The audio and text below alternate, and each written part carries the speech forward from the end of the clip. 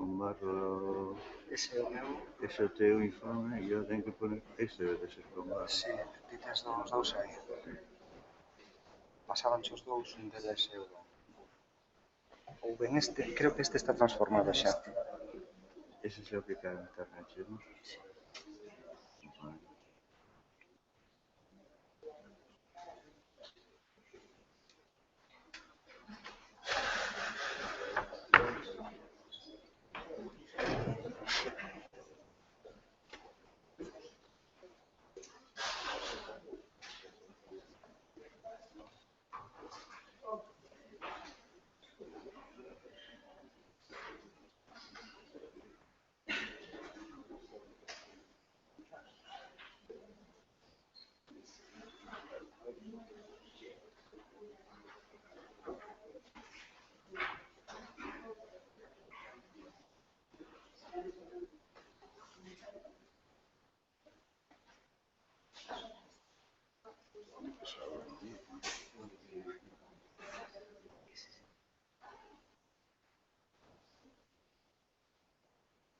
Es que he pasado al C5.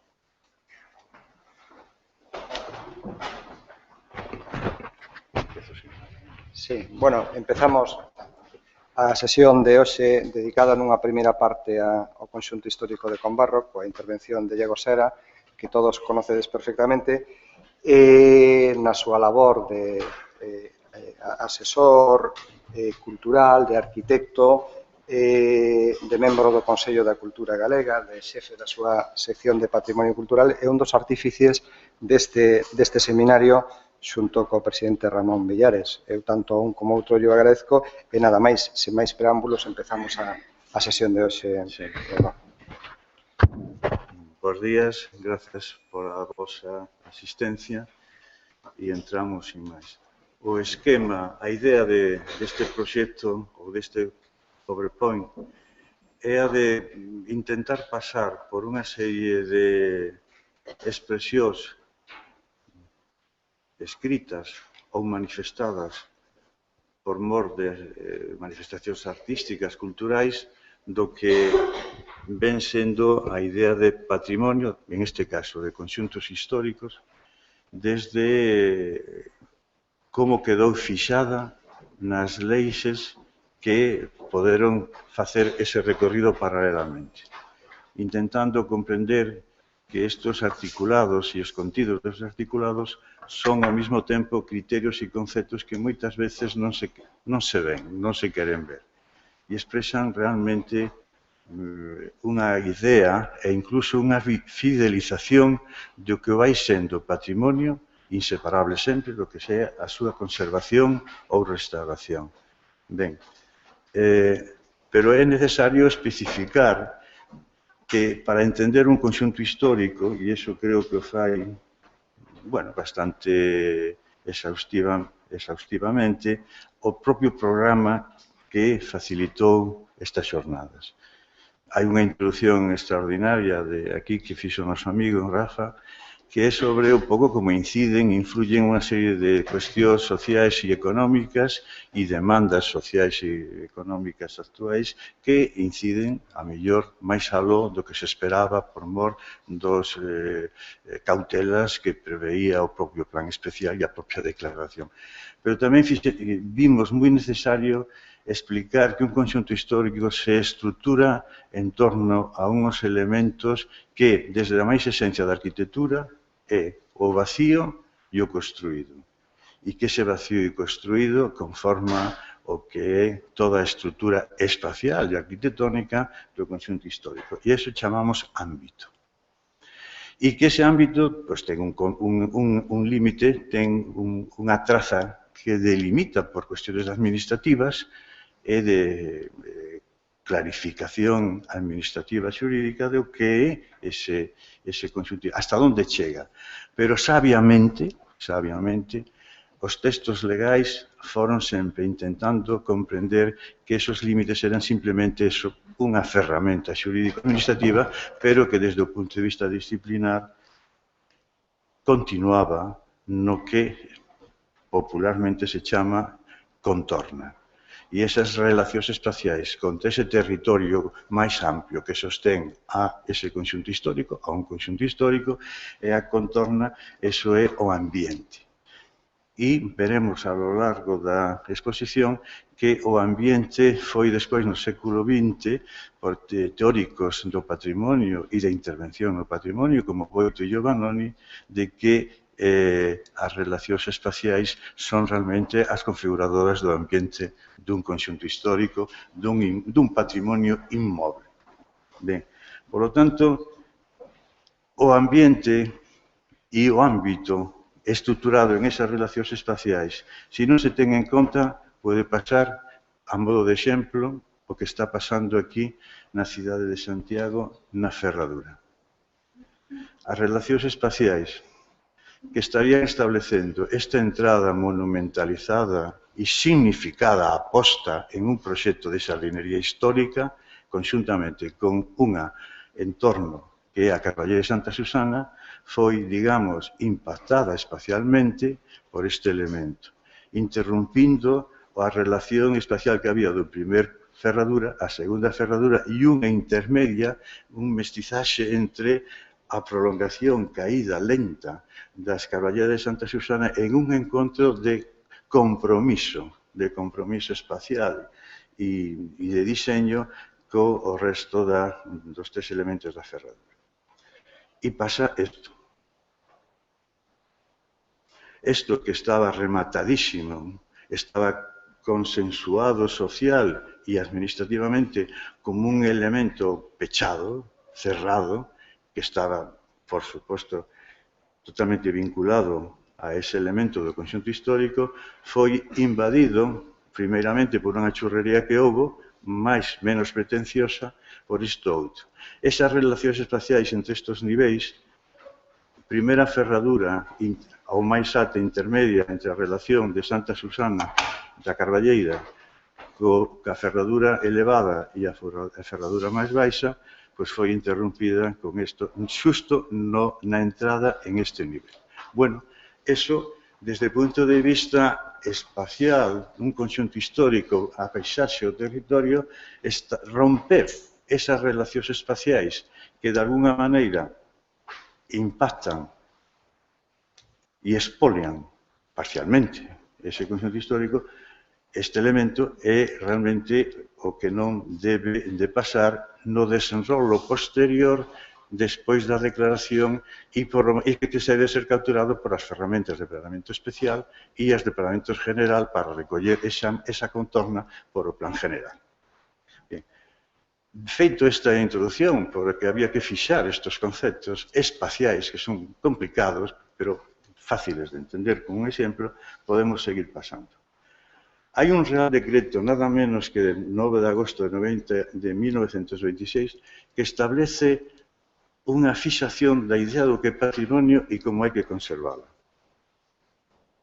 E, ao fondo, escribe o presidente desa comisión que a petición do rei lle establece unha proposta de lei e di, por isto hemos de dar maior espiritualidade y fuerza a nuestra legislación, que serían inútiles nuestros esfuerzos y obra lenta e ineficaz y torpe la conservación y rescate de nuestra riqueza artística y monumental si este decreto ley hubiera de inspirarse en iguales principios y doctrinas en que aquellas otras leyes que le precedieron fueron inspiradas, o confiáramos demasiado en nuestros medios financieros, ahora y siempre en enorme desproporción con la riqueza que por imperativo deber hemos de conservar.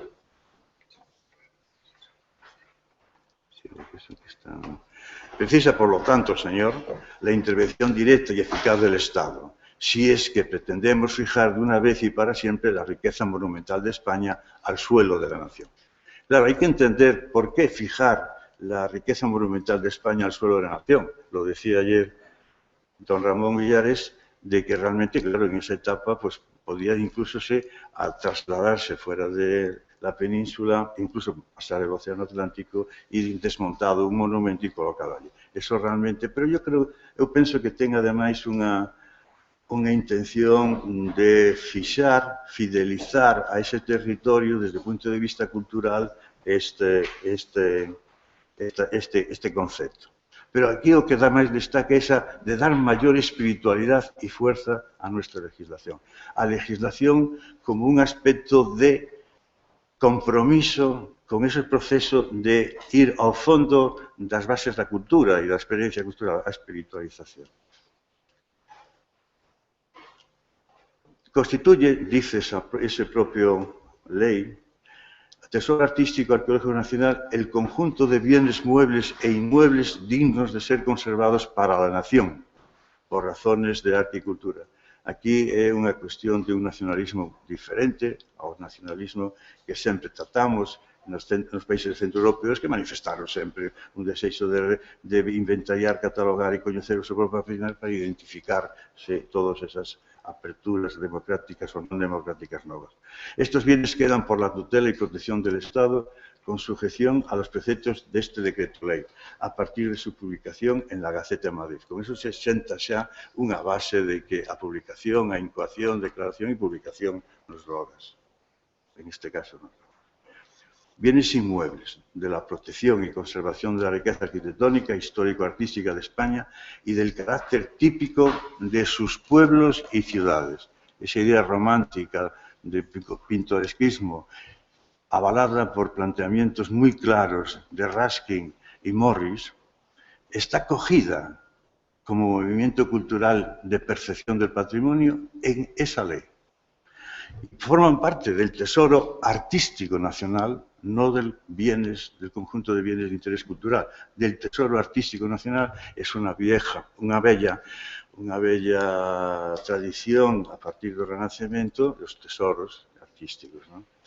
Forman parte del tesoro artístico nacional los bienes inmuebles que a continuación se expresan. Las significaciones o conjuntos de ellas, sitios y lugares de reconocida y peculiar belleza, cuya protección y conservación sean necesarios para mantener el aspecto típico antes que el artístico. Y por si fuera un pouco dubidoso a intención da legislación, dice, y pintoresco. Característico de España, siempre que así se haya declarado o en lo sucesivo se declare por el Ministerio de Instrucción Pública y Bellas Artes. No artículo 21 di que para os núcleos declarados ou que se declaren incluídos no Tesouro Artístico Nacional, os concellos ten que levantar planos nos que se recollan as superficies suxeitas a servidume de non edificar libremente os edificios artísticos ou históricos, lugares, rúas, prazas e barricadas pintorescas, nas que non poidan facerse obras sen autorización por unha autoridade competente. Xa en este agosto de 1926 xa se concretaba que esa cautela de protección era realmente de proteccionismo hacia esos valores espirituais, intangibles, inmateriais e materiais. Esas demarcacións ten que ser tidas en conta nos proxectos de ensanche ou reforma desas poboacións e os concellos non poderán facer expropiación sin previo informe das entidades. Quer dicir este artigo que xa se está comprometendo que a figura de planeamento, cando o planeamento e o urbanismo todavía non estaba formalizado as súas contornas de disciplinares, a un pseudo ou previo concepto de planteamento urbanismo. Aún chegaría máis tarde el Plan Cerdá e todos os primeiros plantexamentos teóricos de concepción da cidade histórica e, ao mesmo tempo, de plantexamentos urbanísticos de crecimento e mellora. No artículo 22 deberán existir unhas ordenanzas municipais e no artículo 23 que necesariamente formarán parte como vocales da unha comisión do ensanche das cidades, o sea, que xa se estaba marcando a base do sistema de comisións de monumentos e que posteriormente xa aquí foron vistas coa necesidade. La Lei de 13 de maio de 1933 é un salto cualitativo e considerado no seu momento unha das principales leyes no ámbito mediterráneo do que é a conservación do patrimonio. Froito da primeira experiencia de Boito e Giovannoni, tamén en Italia, que conformaron as primeiras leyes de restauro, pero sobre todo a experiencia do Seminario Internacional de Arquitectura, a Carta de Roma, que de alguna maneira plantexaba estas cuestiones. Todas las prescripciones referentes a los monumentos históricos artísticos, decía la Ley del 33, la Ley Republicana, son aplicables a los conjuntos urbanos y rústicos. Se tocaba ese tema también. Calles, plazas, rincones, barrios, murallas, fortalezas, ruinas, fuera de las poblaciones que por su belleza e importancia monumental o recuerdos históricos, hay un salto cualitativo y científico de pintoresquismo a al recuerdo histórico, puedan declararse incluidos en la categoría de rincón, plaza, calle, barrio o conjunto histórico-artístico. Vamos deixando o tema de pintoresquismos. E isto quero facer un fincapé, porque ao final algún acontecemento normativo e de plans específico sectorial de Galicia, pues volve a tocar o pintoresquismo. De las transgresiones serán responsables sus autores, subsidiariamente los propietarios y, en su defecto, las corporaciones municipales que no lo hayan impedido. Ya se ponen también a bases un poco matizadas de que eles son os que están comprometidos na conservación e os que son responsabilidades desa protección ou conservación. No decreto de 1963, de 14 de marzo, sobre protección de los escudos, emblemas, piedras, heráldicas, rollos de justicia, cruces de término, da un salto cualitativo de tipificación y declaración de elementos de colecciones de conxuntos que é recollida aquí, porque se podían coller outras, porque ten un especial interés de recoñecemento de cara a uns elementos máis significativos do tema da razón de ser desta intervención, que é con barro. E, polo tanto, cruces de término y piezas similares de interés histórico-artístico. Basándose no artigo 36 da Lei de 13 de maio do 63, que impoñía aos municipios la obligación de velar por la perfecta conservación del patrimonio histórico-artístico existente en su término municipal, denunciando, si fuera el caso, de órganos centrales de cualquier incidencia que pusiera en riesgo a los mismos. El Real Decreto de 1963 hace incidencia en la necesidad de poner especial atención a elementos aislados, a falta de catálogo que los enumere. Así, cita como necesidades de una especial atención los escudos, piedras heráldicas, rollos de justicia, cruces de término y piezas análogas. Elementos parciales de aquellos elementos que estructuran o espacio o ámbito do conxunto histórico de Combarro estaban, digamos, anteriormente a unha declaración puntual de conxunto histórico-artístico ou antes de algún monumento interno, estaban estos cruces de término cruceiros xa recoñecidas. E que se establecemos esa relación espacial nos espacios públicos donde normalmente se ubican, pois realmente estarían conformando tamén unha declaración, pero puntualizada e por sumatorio podrían comprender.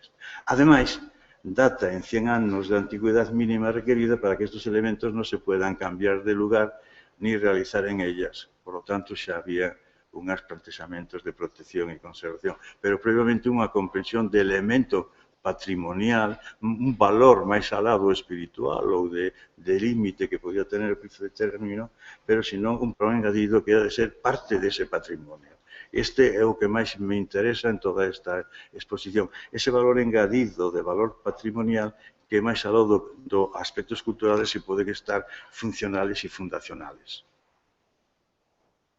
No decreto de 72, de 30 de noviembre, por el que se declara conjunto artístico y pintoresco, curiosamente con salto cualitativo da Lei Republicana del 23, a hora de declarar dentro do contexto que se declarou, no ano 72, inclúese esa valoración de pintoresco. Bien, de carácter nacional, el pueblo, es unha cuestión que realmente significa moito, el pueblo de Combarro, que enlazará posteriormente cas imaxes de Maside, que cando dibuxa Combarro, dibuxa un conxunto de mulleres e de homes como parte desa colección de pintura, dese fidelización previa, individual, pero que ten despois un sentido de ir a máis aló, en este caso de Maside, coincide en esa comprensión de carácter nacional, el pueblo de Combarro. E iso personalmente ten un orixen que podemos, por tanto, unha ratificación que collida, porque fixera esa memoria que posiblemente estaría vinculada a un mundo da Comisión de Monumentos que supervivía todavía en Pontevedra, que pode haber aí algo que nos indique de que había unha conciliación con esta idea e que pudo ser mantida ou colocada na declaración. E dice que é un texto bellísimo para min, que di a memoria da declaración. Perdón, como foi publicada o resumen da memoria para xustificar a declaración. O sea, un documento que se fixa no Boletín Oficial do Estado. Combarro, en el Ayuntamiento de Pollo, Pontevedra, es el más pintoresco de los pueblos marineros de Galicia. El caserío se apiña en curiosa y típica urbanización sobre una amplia faja de terreno donde la ría forma una bella ensenada. Fue Combarro antigua cabeza del Coto de Pollo, constituyó concejo y como puerto de pescadores estuvo sujeto a la jurisdicción de los vidarios del arrabal marinero pontevedrés de la Moureira. Alcanza su momento de máximo esplendor en el siglo XVIII, en el que la comunidad de Combarro, compuesta por pequeños comerciantes, marineros y campesinos, dio origen al inimitable conjunto urbano en que las casas de labrados, soportales abiertos a la mar y las bellísimas balconadas de granito propias de blasonados pazos se confunden con las humildes construcciones labriegas y marineras de discretos huecos y escaleras exteriores que dan paso al patín de la entrada. Estas edificaciones forman las calles, de rústico enlosado, empinadas, estrechas y serpenteantes que bajan a los viejos peiraos, las transversales, las que van ladera abajo, y desembocan en encrucijadas y pequeñas plazoletas presididas por cruceros dieciochescos.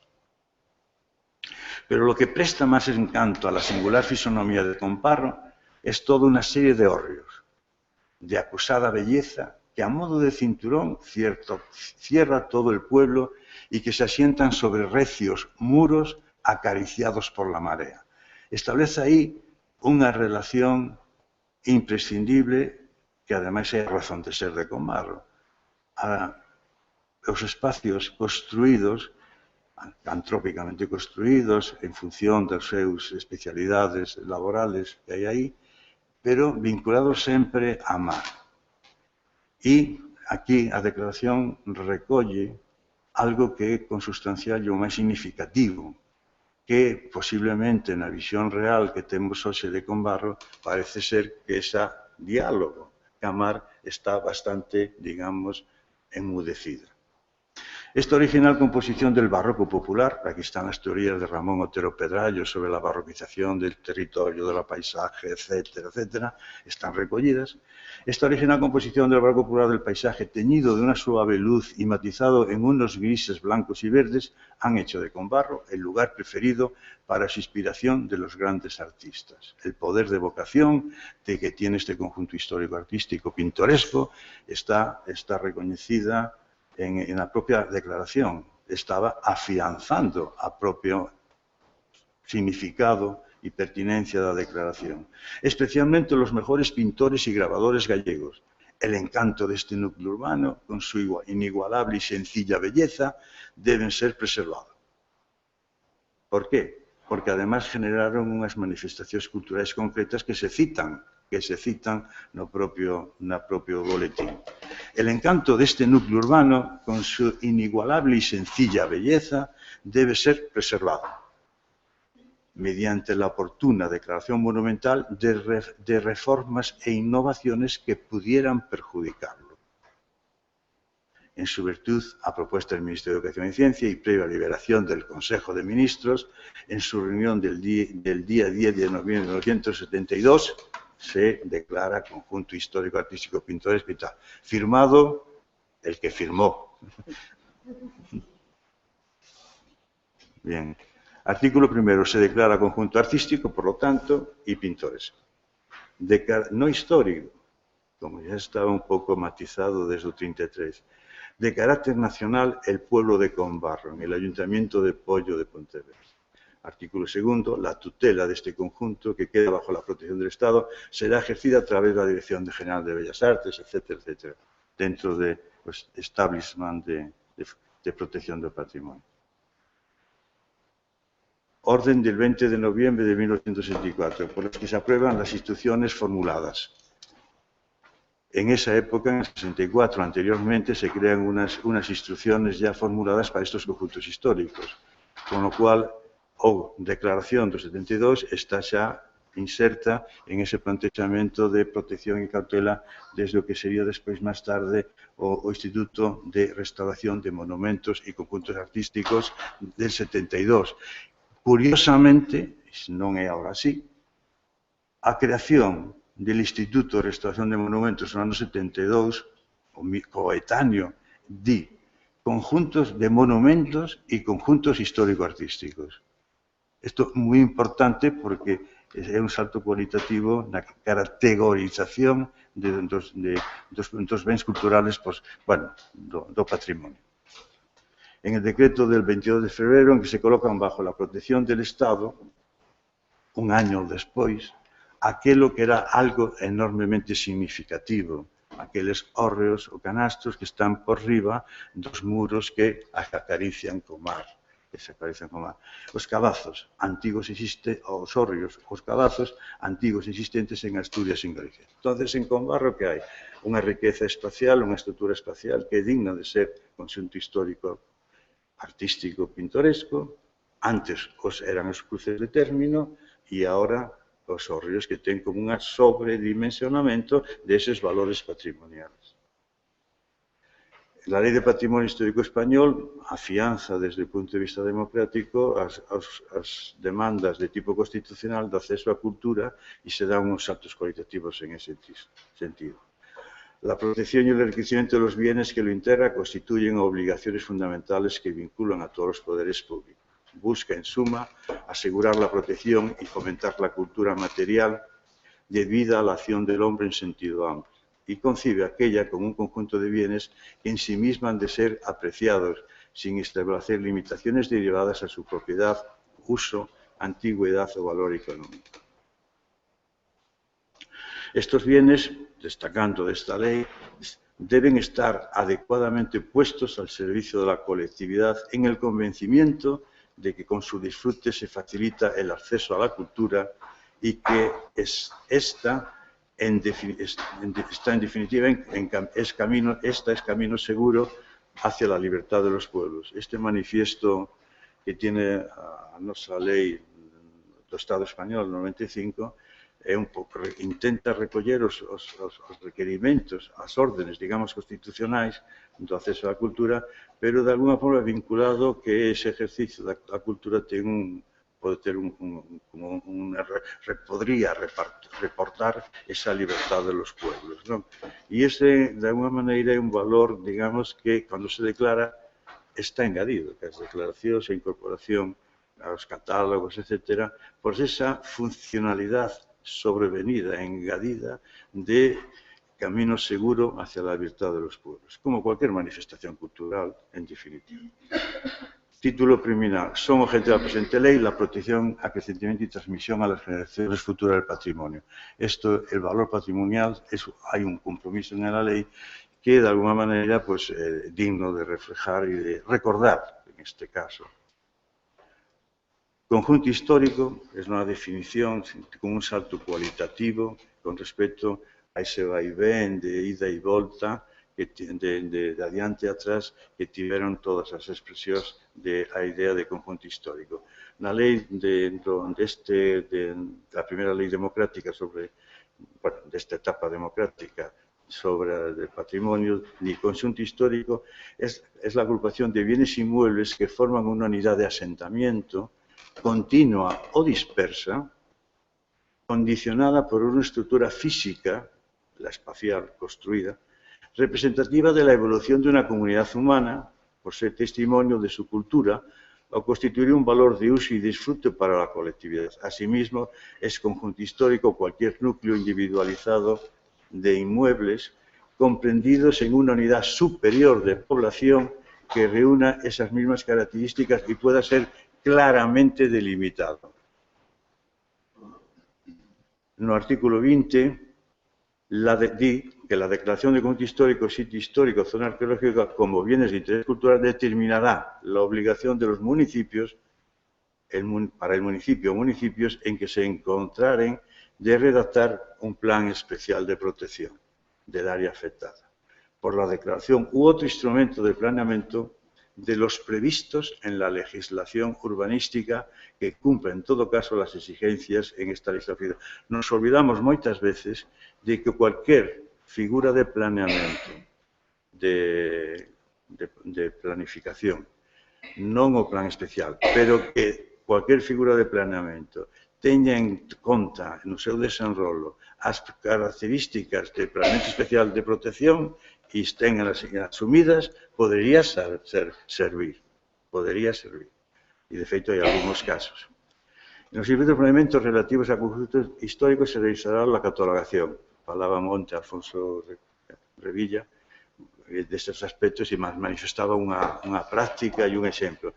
Excepcionalmente, o plan de protección do conjunto histórico podrá permitir remodelaciones urbanas. É un género vivo, é un produto vivo del territorio que, por lo tanto, ten que moverse e crecerse. Pero ponse unhas cautelas para non perder esos valores que son de acabado e significación material dun elemento como este que falábamos da Alameda o da Ferradura en Santiago.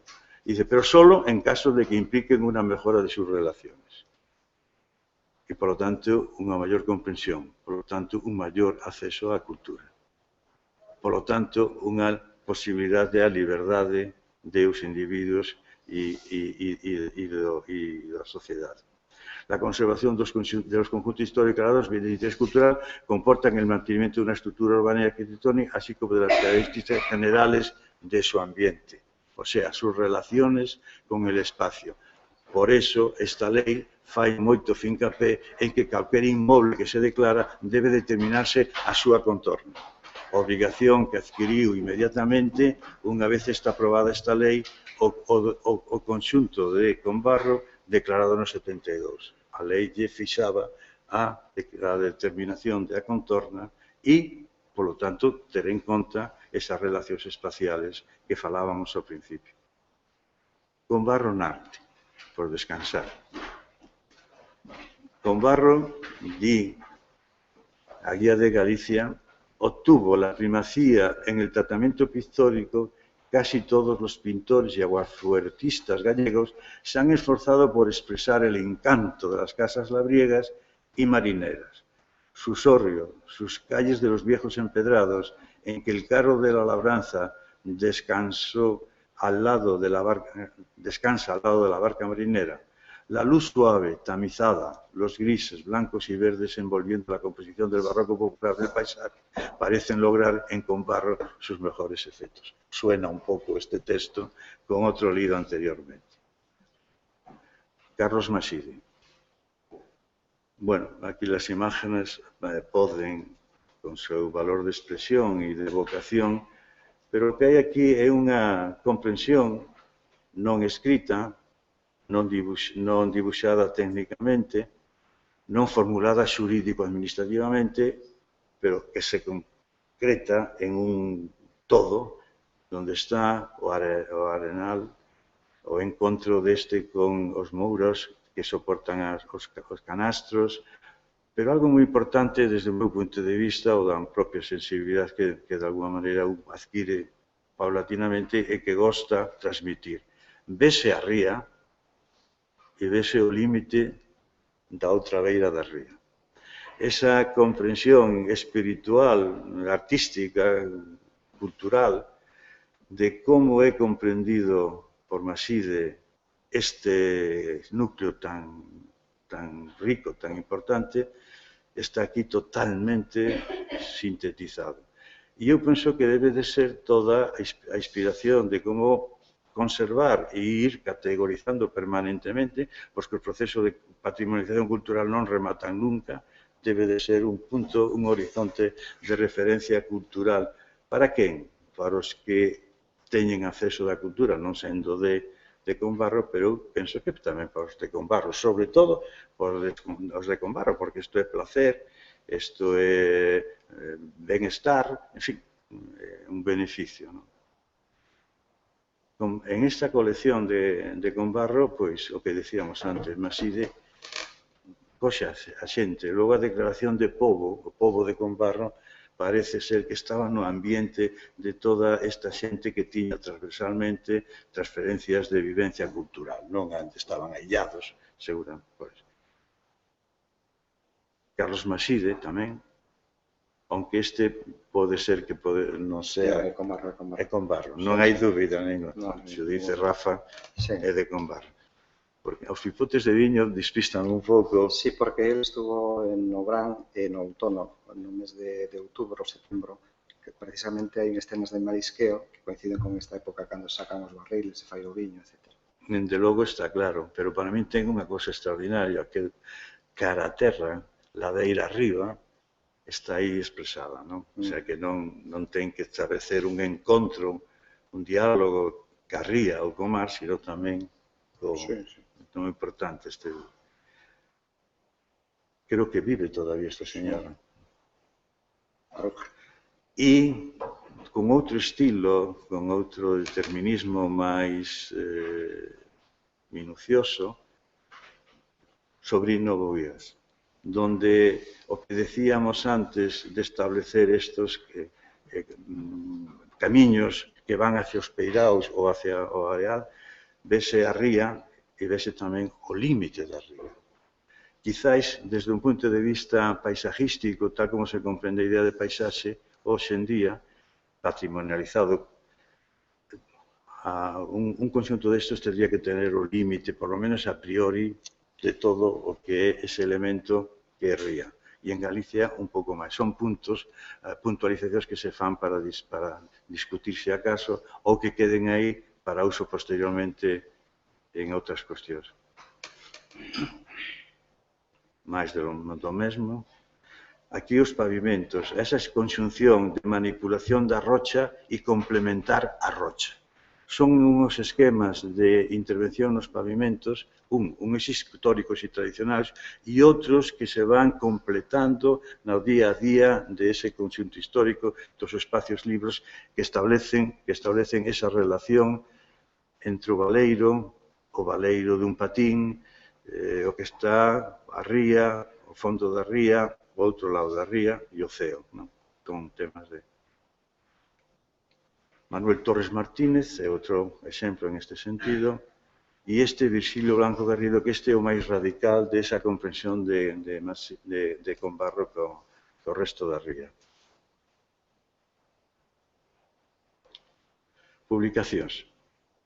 Esa fixación, desde o punto de vista cultural, da idea de Combarro como patrimonio, foi recoñecida, ou por lo menos avaliada, por outras publicacións. E eu destaco esta da Enciclopedia Galega porque realmente colle moi ben en un momento determinado e ademais que a difusión que tivo publicada por entregas ten a posibilidade en ese momento facerlle unha ollada e ter a mellor tido unha especie de influencia ou por lo menos un uso elevado, non? La principal riqueza de Combarro, dice a Enciclopedia Galega... Isto é de Filgueira. De Filgueira. Iba a preguntarche ao final, pero... Moi ben. La principal riqueza de Combarro foi a pesca. en 1802, Labrada anotaba que de los 157 millones de sardina que se recogerían en la ría de Pontevedra, 77.000 correspondían a Combarro y Campelo. La tierra es fértil y los marineros eran a la vez agricultores. Esto explica lo más característico de Combarro, donde hay casas que tienen empaque de pazos aldeanos y llevan la impronta de los maestros de la cantería del monasterio, donde los hórreos se alinean al borde del mar y las mazorcas decoran con su oro las solainas. Citando a Combarro el propio texto, citando a Cunqueiro el propio texto, que ahora sabemos de Filgueira, di, el carro de la labranza y el arado descansan al lado de la adorna y el maíz junto al alga marinera. Hasta las aguas de la ría llegan los hórreos donde los de Combarro guardan la cosecha agraria al estilo de las gentes paleolíticas de antaño. Bueno. La formación urbana se ordena y articula en forma admirable tras los hórreos en las calles sinuosas, paralelas a la línea de la ribera y con algunas travesías. Al lado de las casas, con patín y solana, otras tienen someros o aportalados. Pero tamén hai unha publicación que para min ten un especial encanto e é de xusticia, poñela aquí, é esta de Pedro de Llano, ¿no? Donde, aparte de facer unha inmersión moito máis exhaustiva que as estas outras citadas, di, entre outras cousas, e entre outras imágenes, que situada na ría de Pontevedra, protexida por un saínte da costa, a vila de Combarro é, sen dúbida, o porto máis fermoso da costa galega, contando con 623 habitantes daquela. Cantos ten agora? 1100. 1100. Orientada ao nacente, a agrupación de Combarro aparece pegada ao borde do mar, contra a que dan os saídos posteriores. As casas vivendas e os seus magníficos hórreos de pedra de gra estando estructuradas sobre unha rúa paralela, a primeira comprensión urbanística, está estructurada ante unha rúa paralela, a liña de costa que constitúe un dos exemplos máis fermosos da arquitectura popular europea.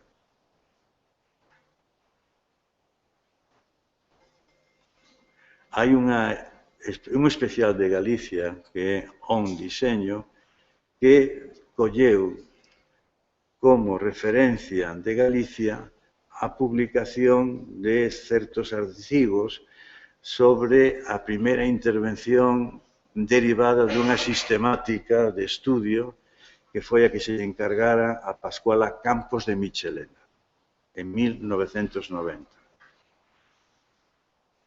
Aquí esta revista comentaba que la actuación rehabilitadora en el conjunto histórico-artístico de Combarro, en los siguientes términos, Pascuala Campos conjuga en su arquitectura la presencia casi inadvertida con el respeto por la nacionalidad espacial.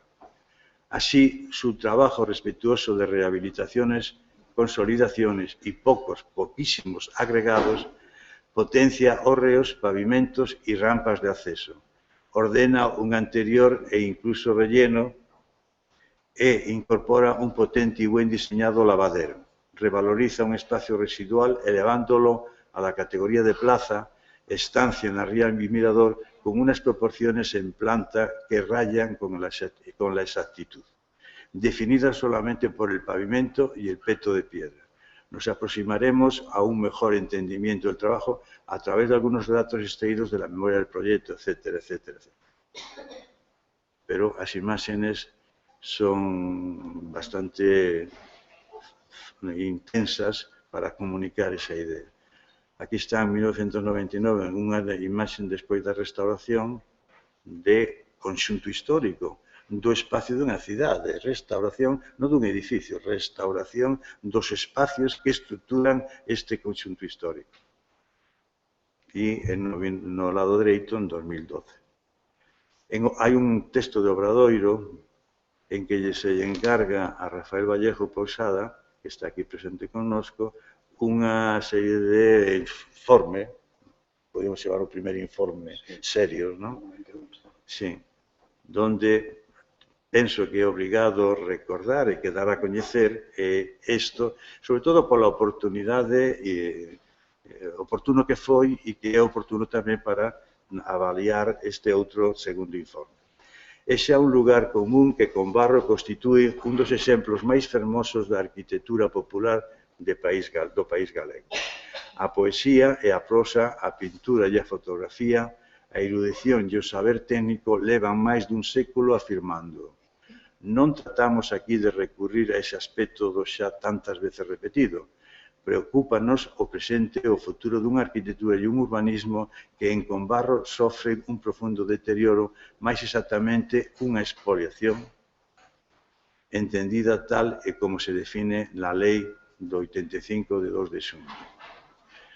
Con esa perspectiva sintética podemos afirmar que a alteración profunda interna, a caracterización dos bordes e o desartellamento da trama urbana constituían os principais ingredientes de degradación deste conxunto histórico. Desde a década dos 70, Combarro sofreu un proceso de mutación na súa morfoloxía e na súa sintaxe urbana. Polo tanto, o seu deterioro tivo lugar fundamentalmente e paradóxicamente nos últimos 20 anos, nos que o pobo estivo sometido a tutela legal derivada da Declaración de Conxunto Histórico, Artístico e Pintoresco de carácter nacional. E ilustraba aquel informe estas imágenes que hoxe en día xa é un documento fotográfico daquele estado, e que a veces non somos conscientes de que estas publicacións van adquirindo valor documental importante e, sobre todo, un valor da formalización do propio conxunto histórico. As fotos estaban moi ben escollidas porque se busca esa mistura entre pequenas manipulacións no chan de rocha para conformar un pavimento e as muras soportando como un fuste das hórreas, pois están aí tamén expresando. Pero tamén había exemplos, como vedes, de ruína, de estado calamitoso. Tiña aquí citado este libro, porque este libro, que vou a resumir nos conceptos que interesan, pasámoslo de largo por ganar tempo de cara a finalizar xa. Este libro de François Chay puxo en manifesto en estos anos dos 90, décadas 90, na súa tradición, por lo menos ao castelán, en evidencia de que o ambiente e o ámbito dun conxunto histórico ten que estar fundamentado sobre os temas das relacións espaciais, entre o vacío e o construído, público ou privado. Isto é a caracterización de como a conservación debía orientarse citando aos plantexamentos urbanísticos e experiencias urbanistas de Giovannoni, que como crítica de produciones sociais, en este caso de conservación do patrimonio, François Chay recoñece e caracteriza. Pero François nos di antes, nunca houve interés ou non foi obxecto dos historiadores críticos da arte ou dos críticos da arte dos aspectos da cidade histórica construída. É a partir deste tempo, dos anos 90, despois das experiencias de destrucción da cidade histórica por mor dos avances da cidade industrial e, sobre todo, cando os grandes urbanistas, sobre todo Cerdá, se pon a comprender como a cidade debe de establecer o seu crecemento, ordenar o seu crecemento, ven ao mesmo tempo unha preocupación en estos enxeñeiros, en estos e arquitectos, en fundamentar e comprender a cidade histórica. Entra a ser un punto de reflexión que trae consigo que sea esa preocupación dos historiadores de arte e dos historiadores sociais. E que a partir de aí debe de ser. Todavía non se ten unha situación, digamos, acadada que poda ser exemplar, o que poda ser, digamos, digna de ser considerada á altura de estudio histórico de unha obra de arte ou de outros acontecementos sociais, pero que debe de ser. Pero claro, aquí François Chay porque ten a base fundamental de Giovannoni, básase a comprensión de que, a mellor, a cidade histórica, igual que os monumentos, son documentos construídos que teñen que ser completados con documentos indirectos de outro tipo, pero marca xa unha línea de intervención. A Lei de Patrimonio Cultural de Galicia realmente en estes aspectos conxuntos históricos é moi similar á lei que antes citábamos da Lei do Estado. Pero hai unha cosa moi curiosa que lle brindamos a Carlota, que preocupaba, a ver se conseguimos poner aquí está. Está en roxo para que a vexe a Carlota máis directa. Onde está Carlota? Estás aí. Conxunto histórico, según a nosa lei, la agrupación de bienes inmuebles que forman unha unidade de asentamiento continuo o disperso, aí non hai nada novo, condicionada por unha estructura física representativa de la evolución de unha comunidade humana. Rinlo. Por ser testimonio de su cultura, rinlos. O constituir un valor de uso, rinlo, y disfrute para la colectividad, rinlo, aunque individualmente no tenga una especial relevancia. Por favor, podes darlle esta cita, que é a Lei de Patrimonio, a ese extraño catedrático que fixo o informe. La declaración de conjunto histórico terminará la obligación para el ayuntamiento, etcétera, etcétera. Non vamos a incidir porque eso xa é de caixón. Os contenidos do planeamento non hai diferencias sustanciais entre as determinaciones da Lei do Estado español e, bueno, por fin chegamos ao documento de plan especial do conxunto histórico de Combarro. Define claramente o ámbito. 5 minutos. Sí, vale, perfecto. O ámbito que está aquí vinculado a esta carreteira, isto é generoso e disciplinarmente é adecuado. Hai outro documento que é unha pormenorización onde está esa rúa estructurante paralela que dicía Pedro de Llano. Há outro documento de pormenorización. É certo que o plan de ordenación do litoral toca, pero dunha forma abstracta, aséptica, e non entra a profundidade. O dixo moi ben ante Carlos Nardiz, non? Pero que resumido en un esquema isto. Visión integradora de outros conceptos, aspectos obxectivos e subjetivos, formais e causais presentes neste concepto. Todo o territorio debe ser considerado paisaxe. Está moi ben, iso, é un salto cualitativo. Non obstante, se non se pormenoriza como desde o punto de vista de patrimonialización, pois non é dicir nada, non? Pero volvendo para atrás, que é o que interesa aquí. Esta imaxe é importante. Todo o que aconteceu, estando declarado, tendo plan especial, etcétera, etcétera, en Combarro foi a implementación en este sitio crítico que é o Peirao de... como se chama? A Chousa, que estou moi manipulada e tal, é a colocación de este elemento de peirao deportivo que ten un límite, unha protección, que miren que distancia, que dimensión ten. E compárenla co conxunto histórico. Logo aporto datos cuantitativos. Isto é moi importante porque cando dice César Brandi, que é un teórico da restauración, dice cando se intervén en un monumento porque hai datos, etcétera, etcétera, pero o novo adquire unha dimensión máis alón que a que ten o que é auténtico e se conserva, lóxicamente o novo restaurado dá unha dimensión, unha relación espacial de percepción que é sobredominante e sobreexcitada sobre o tema de originario e auténtico e que non podes entender. Bueno, pois isto aplicado, porque non adaptado, pois isto. Bueno, ben, rematando, que isto é esa cousa manipulada con uns elementos aí que perderon esa relación que se establecía.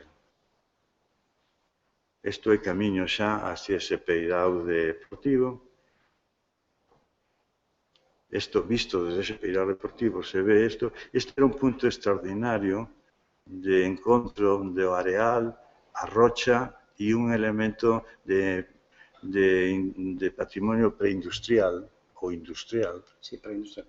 Preindustrial, mellor, sí, que queda topado por estes elementos de uso.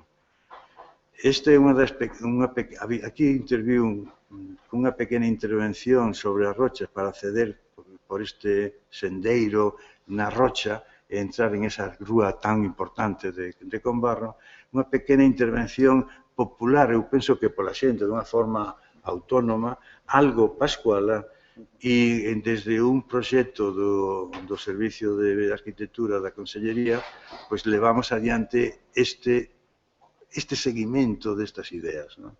Que era o que decía e formulaba o propio conxunto nas seus calles. E isto é o que se está a facer, o que se fixo, mellor dito. E isto o que se fixo na Chos. E iso é o que se ve ali. Esta relación pois está rota, está, digamos, impactada. Non digo expoliada, porque xa o dixo Rafael, pero, ben, e ora, isto é como se está. Mira, a característica desta rúa é unhas vivendas aquí adosadas, e enfrente hai unha especie de rosíos, onde están e son como uns espacios baleiros privados, pero que establecían unha relación clara ca ría. O sea, un vaciado para ver a ría, como era lóxico, non? E que están interrompidos. Bueno, estas son as calles travesallas e intervencións que se fixeron que son demasiado presentes, ¿no? Que podía ter outra interpretación, non están mal. E isto é como se esos rosíos que están no enfrente, como se están utilizando. Esa relación espacial, aunque sean reversibles, pero permanentes, ao final é o mesmo, están sendo rotas, están sendo impactadas, expoliadas. Un pouco de paciencia. Fíxese o pavimento, fíxense a color, fixen estos engadidos. A privatización deste espacio, que xa era, evidentemente, pero ahora está en un uso que non ten nada que ver cos tradicionais. Os usos teñen que ser compatibles cos históricos para non romper este aspecto de valor histórico e valor documental do propio. Bueno, isto como é fácil interpretar.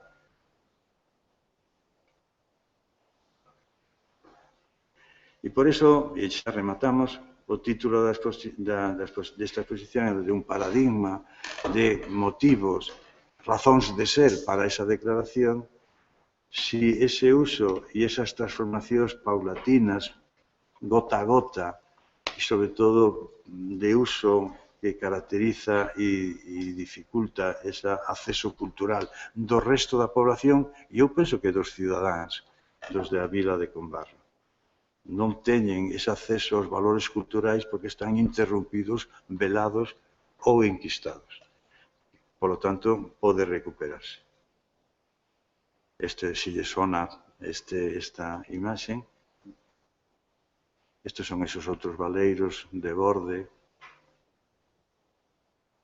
esos engadidos en altura, os pavimentos quizás é unha cosa que necesitaría un estudio pormenorizado, outra das imaxes moi recurridas. Bueno, pois, con isto rematamos pedindo moitas disculpas por pasarme un tempo. Moi ben, Diego, moitas gracias.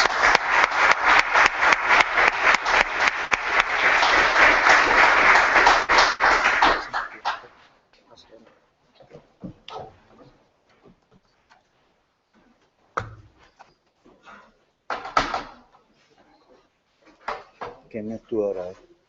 A Teresa, sí. Sí, non teño...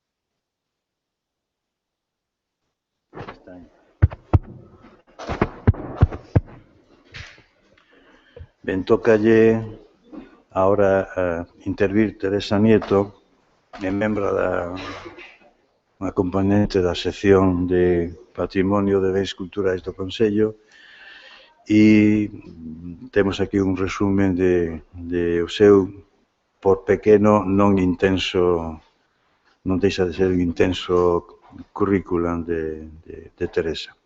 Arquitecta, funcionaria do Corpo Especial de Arquitectos da Xunta de Galicia, onde desenvolve a súa actividade na protección do patrimonio cultural en Pontevedra. Foi xefa da Oficina Técnica do Instituto Galego da Vivenda e o Solo, xefa do Servizo de Urbanismo en Pontevedra e subdirectora da protección da cidade e dos camiños... Non, perdón. Da cidade e dos camiños de Santiago. Perdón.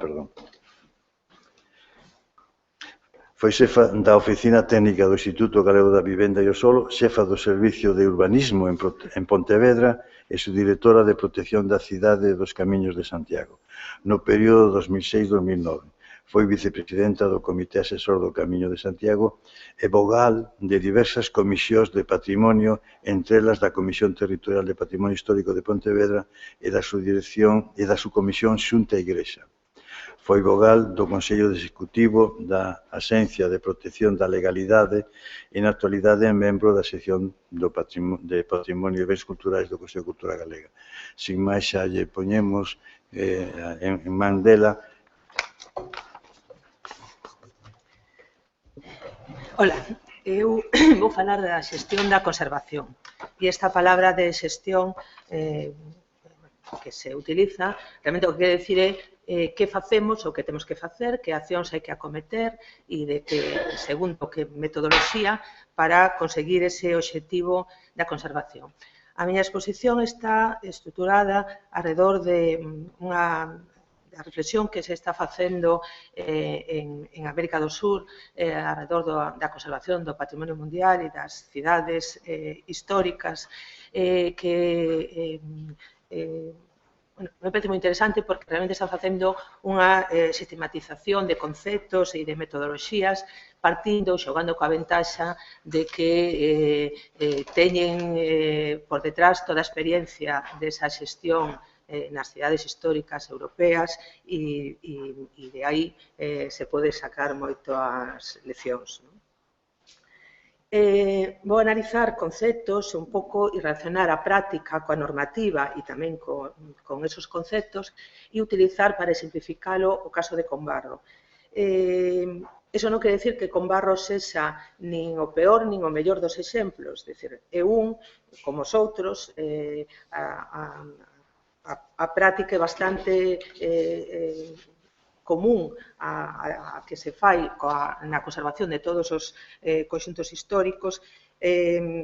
Podríamos decir, como decía meu avó, que é a mesma peza, pero máis ou menos cargada de bombo, a situación dos distintos conxuntos. A mí gustaba empezar desde o principio, entón imos a empezar desde a xestión da conservación empeza desde a decisión sobre que é o que se vai conservar, é dicir, cal é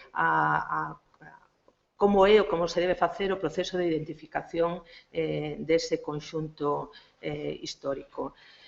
Bueno, os conceptos dignos que ese proceso de identificación é un proceso de recoñecemento de valores e no caso dos conxuntos históricos temos un hábitat ou un establecemento humano tradicional que é testemunho dunha etapa histórica, unha paisaxe que ilustra unha etapa histórica significativa e nese proceso de identificación hai que atender, por un lado, a que esa delimitación, esa identificación que se fai garanta a autenticidade e a integridade, que son conceptos que están presentes en aquel proceso de identificación ou de conservación do patrimonio cultural.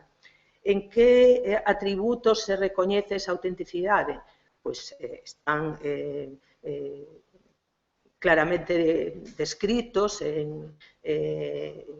no deseño, nos materiais, nas técnicas construtivas, no entorno, no uso, na función, pero tamén en valores inmateriais, no espírito, no sentimento. E a integridade débese garantir en distintas áreas. Hai unha integridade sociofuncional, é dicir, que se manteñan as funcións e os procesos que se foron desenvolvendo ao longo do tempo, no tempo histórico no que ese conxunto se conformou, e que teñan unha continuidade, tamén no presente e no futuro. Hai unha integridade estrutural, unha integridade espacial na relación do conxunto histórico co territorio no que se asenta, e hai unha integridade visual referida a aspectos estéticos da percepción.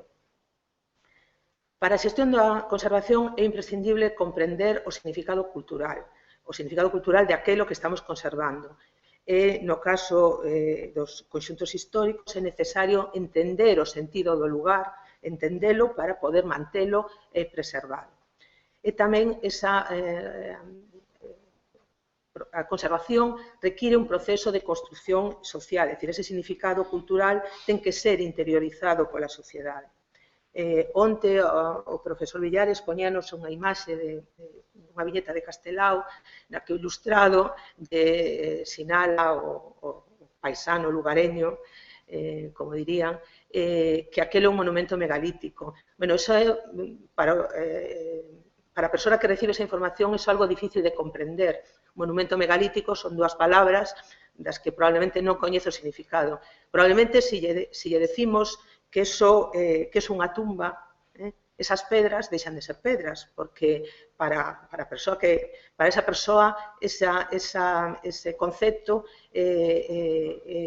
claramente ten un significado, ten un valor, é perfectamente aprensible e comprensible.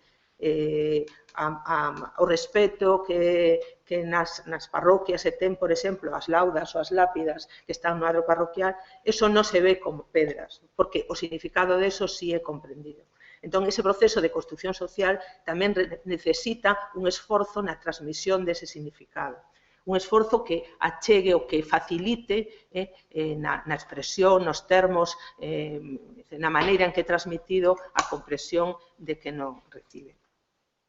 O proceso de identificación de Combarro como conxunto histórico, como contou antes Iago Seara, a declaración de Combarro é dos anos 70, a principios dos 72, pero un proceso que se iniciara tempo antes, probablemente Pons Sorolla a finais dos anos 40 está detrás desa iniciativa. E Combarro declárase como conxunto pintoresco, e iso temos que situalo no contexto dos anos 70, é dicir, no que a idea da cultura popular está ligada ao folclorismo e nas intervencións sobre o patrimonio hai un intento de os conceptos que guían moitas das actuacións sobre os sitios do propio Pons Sorolla están guiadas por a intención de uniformizar, de crear unha certa ambientación pintoresca, moi viradas cara ao fachadismo, un pouco na imaxe das postales que ilustran aqueles aspectos máis que se queren resaltar como típicos, tradicionais, con esa idea folclórica. Nun inventario de conxuntos históricos que se fai nos anos 60, no que se recolle Combarro, todavía antes da declaración, se resaltan como valores dese conxunto histórico o feito de que un porto pesqueiro, de que é un conxunto etnolóxico, e se resaltan as vistas desde o exterior, un pouco vinculada a esa idea que despois aparece na declaración de conxunto pintoresco. Estas delimitacións, as delimitacións que se fai nese momento, vanse vinculadas ou ligadas ou desde esta perspectiva de comprensión ou de visión do patrimonio. Esas delimitacións en xeral nos conxuntos históricos non son revisadas, é dicir, as delimitacións coas que traballamos hoxe nos conxuntos históricos en Galicia, cando esos conxuntos foron declarados nesta época, se respetaron, se mantiveron. Non hai unha revisión, non hai un proceso de si desde os criterios e desde a visión e dos conceptos de patrimonio cultural de hoxe é necesario revisar ou reconsiderar esas delimitacións. No caso de Combarro, por un lado, a delimitación non ten como límite a Ribeira do Mar, é dicir, non considera, non incluye, non vai máis alá hacia o espazo da ría, e, por outro lado, ten como límite a estrada, é dicir, non restituye a continuidade da estrutura do conxunto anterior á creación desa infraestructura. Está moi ligada ao ámbito ocupado polo caserío, non ten en conta atributos inmateriais como esa relación coa ría e ven a identificar de alguma maneira unha illa no territorio. Bueno, estas son as imaxes das postais que ilustran a idea que se transmitía do que era un conxunto pintoresco. E aquí temos tres planos que ilustran un pouco cal era a delimitación.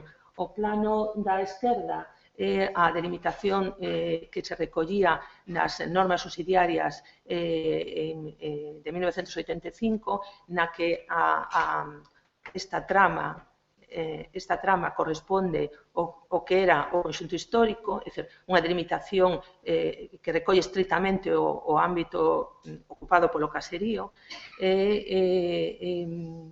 Esta delimitación é revisada no ano 94, fez unha modificación, aprobase unha modificación das normas subsidiarias e, de alguma maneira,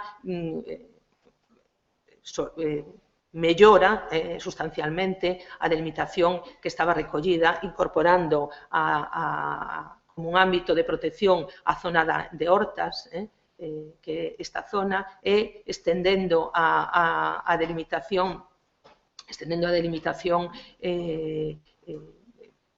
seguindo a Ribeira do Mar. Esa delimitación é a que se mantén no plan xeral e a que recolle o ámbito que se desenvolve no plan especial.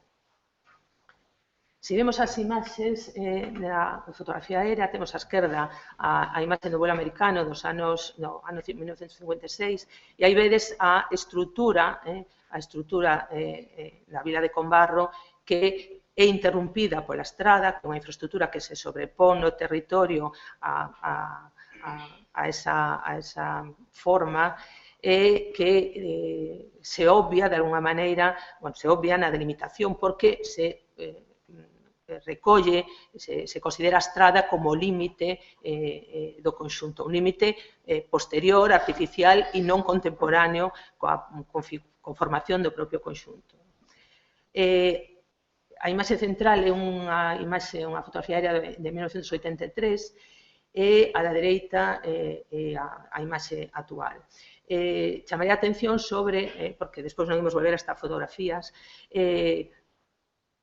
como en gran medida a gran transformación do territorio, do ámbito territorial no que se inserta o conxunto, se produce entre os anos, entre esta imaxe e a imaxe actual. É dicir, xa despois da declaración de conxunto histórico, despois de que existan medidas protectoras, despois de que exista unha protección sobre este conxunto.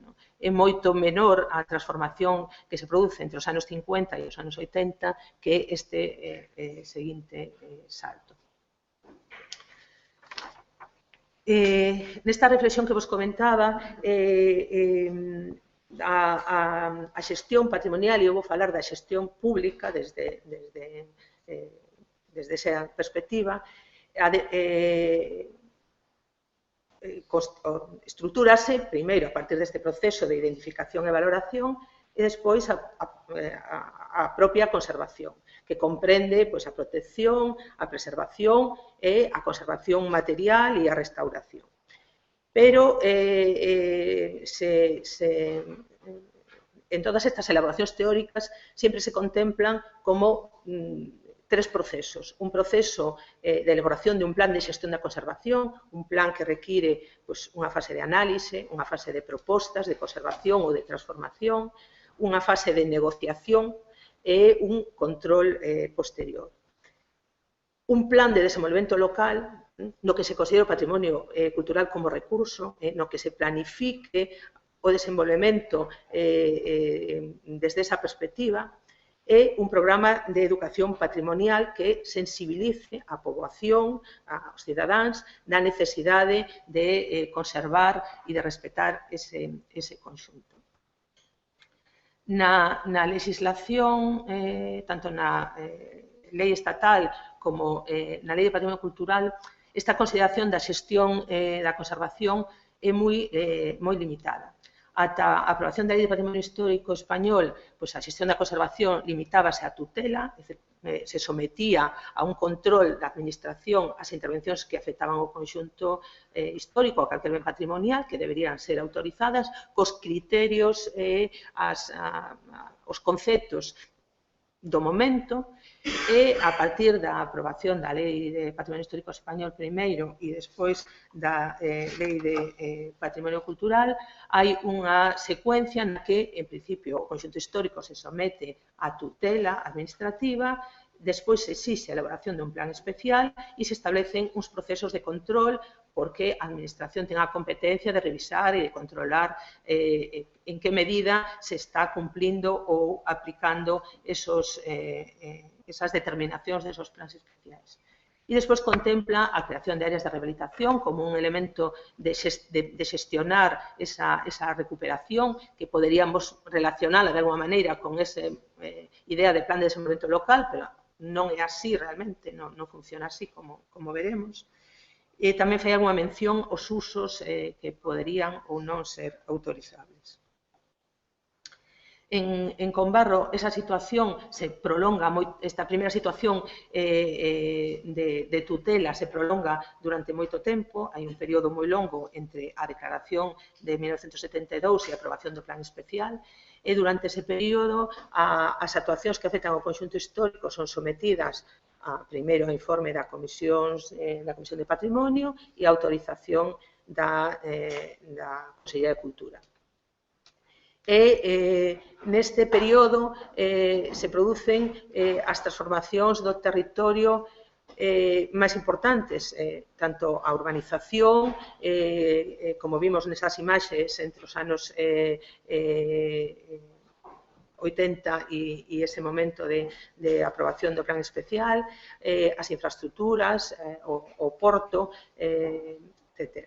Nese período tamén se producen algunhas intervencións que Iago nos mostrou da propia Consellería da Dirección Xeral potenciadas de recuperación, iniciativas para tratar de poñer freo ou reorientar o que a iniciativa local estaba realizando. A partir o plan especial ten un desenvolvemento moi longo, desde que se inicia, non sei exactamente o prazo, pero se non son 10 anos, vai camiño de eso, ten un proceso de elaboración moi longo, moi prolongado, con moita oposición, alegacións, etc. A finalidade, de alguma maneira, o resultado da elaboración e aprobación do plan especial é a descentralización da tutela da Consellería de Cultura, da Administración Autonómica, na Administración local. E tamén supón un proceso de participación social, é dicir, a xente a través dos procedementos de elaboración dese planeamento, ten a capacidade, a posibilidade de intervir, de alegar, de manifestar as súas demandas respecto das actuacións que aí se fan. A partir dese momento, a xestión pasa ao Concello. mantense, sin embargo, a tutela sobre os hórreos. Na medida en que os hórreos son bens de interés cultural, a Lei de Patrimonio Cultural reserva a tutela dos bens de interés cultural contidos dentro dun conxunto histórico á Consellería de Cultura. Nesa situación... E os cruces de cerámica. Sí, e os cruceiros, é certo. Nesa situación, durante ese período transitorio, fixeronse cousas como impedir isto, que un proxecto de portos que a Consellería de Cultura rexeitou, ou fixeronse actuacións xestionadas desde o Concello, pero, a través de escolas taller, de restauración de hórreos, este plano que identifica todos os hórreos sobre os que se intervén nese momento, pero tamén se fixeron actuacións como a sustitución de pavimentos, nos que hai un cambio na materialidade desos pavimentos e tamén no concepto que é propio e auténtico dese conxunto histórico. Ou tamén actuacións nas que... Estos son expedientes, imaxes de expedientes que son da propia Consellería, que están escollidos aleatoriamente, e isto é un exemplo no que se sustituye, se modifica unha vivenda utilizando un criterio de unha imaxe deturpada do que podía ser a casa do Pincho, pero cambiando radicalmente as características. Esta era a vivenda que había e transformase nesto, que ademais de deturpado, cambia totalmente o carácter. Este tipo de actuacións foron tamén no seu momento autorizadas, aínda que había unha limitación claramente establecida na Lei de Patrimonio Cultural, que ata a aprobación do plan especial non se podían autorizar aumentos de volumen. Sin embargo, temos algúns exemplos nos que eso non se respetou. E esta é unha actuación xa autorizada, aínda que, se non recordo mal, xa tamén a recollía o plan especial, na que tamén se ampliou unha edificación e que é moi ilustrativa porque ilustra algo do que despois imos falar, ou vou falar, que é a relación que existe entre esos elementos. Entre a casa e o hórreo hai unha determinada relación física, unha relación de proporción, de escala, que nesa actuación é claramente alterada. É claramente alterada. E ese pode ser un dos problemas que despois veremos cando falemos do plan especial.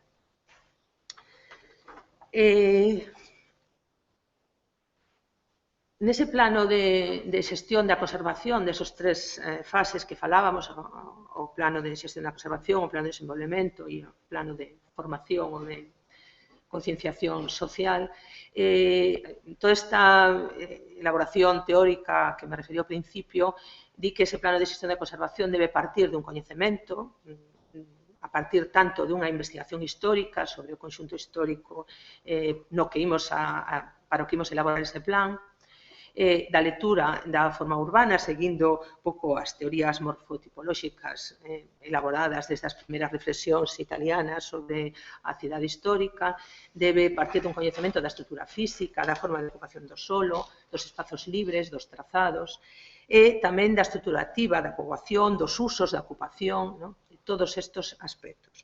Debe incluir un levantamento dos bens, fichas que caractericen e describan todos esos inmobles e que fagan unha valoración dos mesmos. E debe recoller propostas de intervención, medidas para o financiamento e unha programación de como e en que medida se van a executar esas actuacións.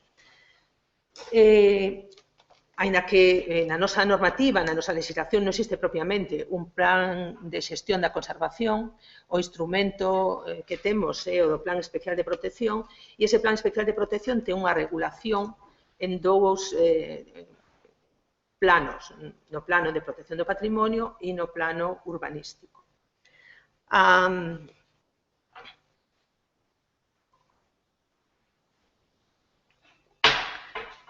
A Lei de Patrimonio Cultural fai unha descripción dese plan especial de protección no que se misturan criterios con contidos, bueno, un pouco dispersa. O que se deixa claro é que o obxectivo do plan especial de protección é manter a estrutura urbana e arquitectónica, é manter a silueta paisaxística, ten que catalogar elementos, ten que establecer criterios de conservación de fachadas e cubertas e fai fincapé no tema do soterramento das instalacións. E tamén fala da necesidade de que ese instrumento de protección ten que delimitar, definir áreas de rehabilitación. En paralelo, a legislación urbanística regula o Plan Especial de Protección. O Plan Especial de Protección é o instrumento que, no ámbito do conxunto histórico, como solo urbano consolidado, define o aproveitamento urbanístico. É o instrumento que define os usos, as tipoloxías, as condicións de edificación, que define o viario, os espazos libres, os equipamentos, que tamén contempla que ten que definir as condicións estéticas das edificacións, as redes de servizo. Entón, se poñemos en relación estas dúas cuestións, temos que, por un lado, o instrumento que ten que definir as condicións de conservación, ao mesmo tempo é o instrumento que ten que definir as condicións de transformación desas edificacións. Ademais, desde o punto de vista das posibilidades edificatorias, das plusvalías que o planeamento lle vai otorgar aos propietarios desas edificacións. Entón, esa simultaneidade, ou ese doble concepción dese instrumento, fai que esa simultaneidade xenere un conflito entre o que se debe conservar e o que se pode transformar, porque a conservación supón a limitación dos aproveitamentos e esas dúas cuestións se negocian nese proceso de exposición e de negociación, se negocian simultaneamente. É dicir, non hai unha definición de aquilo que se debe conservar, de onde están as exixencias e as necesidades derivadas da conservación, e noutro proceso independente como se regulan e como se definen as condicións de transformación, senón que eso se fai simultaneamente. E moitas veces tamén se esquece que a LOUA, cando regula a legislación urbanística, cando regula os límites de sostibilidade, tamén establece condicións de protección e de conservación destes conxuntos, porque si establece con claridade que o obxectivo do planeamento no solo urbano consolidado debe ser a conservación do patrimonio, da trama urbana, establece condición, o criterio de adaptación das novas edificacións, as modificacións a esas condicións, pero, como isto está nun artigo separado do resto, moitas veces esta consideración obviase ou non se ten presente na redacción deste instrumento. As áreas de rehabilitación, eu non podo dicilo porque eu non participei nin tampouco fixe unha investigación desto, con que intención ou con que criterio a Lei de Patrimonio Cultural regula as áreas de rehabilitación. Establece que os plans especiais teñen que delimitar áreas de rehabilitación, pero eu dubido que o concepto que tiña naquel momento esa idea fose o das áreas de rehabilitación que hoxe coñecemos, que realmente son un instrumento, un ámbito no que xestionar determinado tipo de programas, de axudas, de financiamento, etc. Que, ademais, se identifican e se xestionan desde un ámbito que non é un ámbito patrimonial. Esa xestión faise desde do ámbito dos ámbitos administrativos da xestión de vivenda e desde os concellos. e a Administración Patrimonial está ao marxe da xestión desas áreas de rehabilitación, tanto na priorización, na identificación, como na propia xestión das áreas de rehabilitación. Bueno, isto sitúanos un pouco cal é o concepto de instrumento de xestión da conservación que temos e imos ver como eso se concreta no caso de Combarro.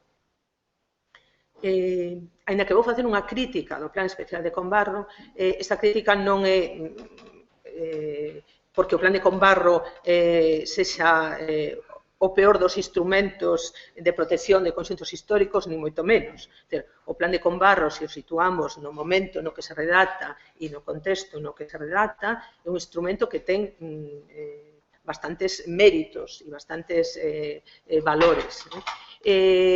A crítica, o análise, podese estender a calquera a moitos dos plans especiais cos que contamos, incluso algún dos que están en redacción e cos que aínda non foron aprobados. E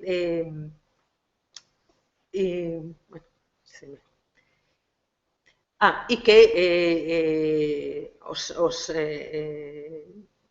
o análise faise sobre Combarro porque é o tema co que estamos, pero hai exemplos bastante máis criticables e cuestionables que este.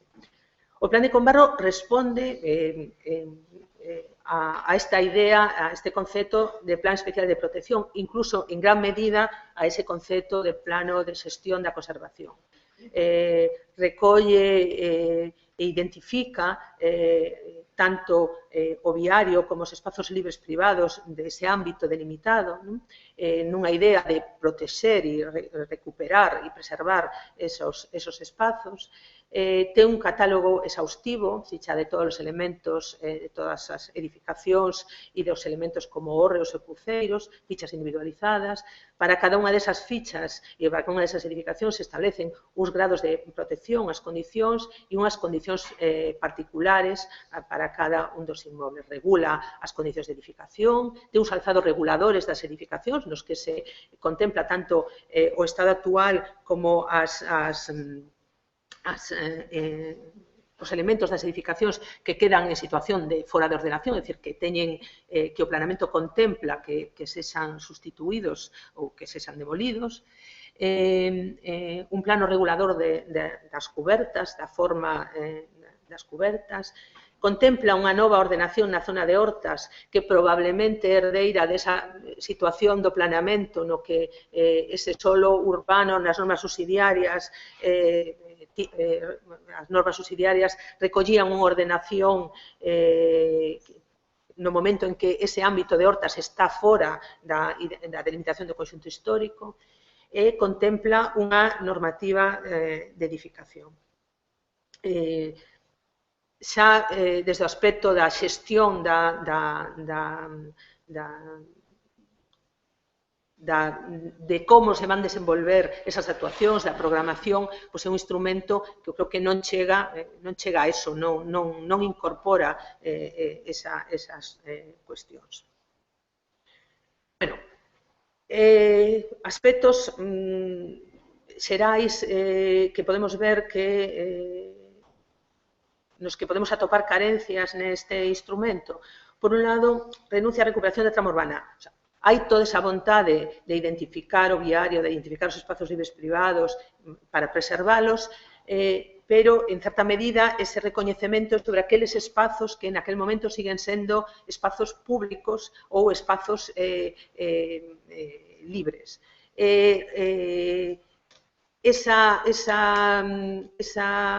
vontade non chega a identificar sobre a traza histórica aqueles espazos que foron apropiados dunha maneira polos particulares para a recuperación desas continuidades. E neste sentido, hai moi pouco tempo, a Comisión de Patrimonio de Pontevedra instou o Concello de Combarro a tramitar unha modificación do plan especial para identificar e recoller dentro do plan todos esos espazos e todas esas congostas, a continuidade de todos esos elementos para a súa recuperación. En certa medida, ten unha consideración ambientalista das edificacións na valoración que se fai, porque non se chega a ir moito máis alá da fachada na descripción da envolvente exterior, no que é a descripción das edificacións. Víamos outro día a posición do núcleo de escaleiras, da relación da rúa co interior da edificación. Aí non se chega. Incídese máis na entidade estética, na imaxe, probablemente, que na idea do edificio como documento histórico. Probablemente esa é unha tendencia bastante común nos plans especiais e que hasta moi pouco tempo incluso as propias comisións de patrimonio tiñan en gran medida. Eu, cando cheguei á Comisión de Patrimonio de Pontevedra a finais dos 90, pois esa idea todavía pesaba moito, todavía pesaba moito. Había moita preocupación polo que era a envolvente exterior e o que pasaba dos muros hacia dentro era menos importante. E, sobre todo, en conxuntos nos que había esa concepción ambientalista e pintoresca como de Combarro, se me digo que había casiñas de Combarro e casas de Pontevedra. A consideración non era a mesma.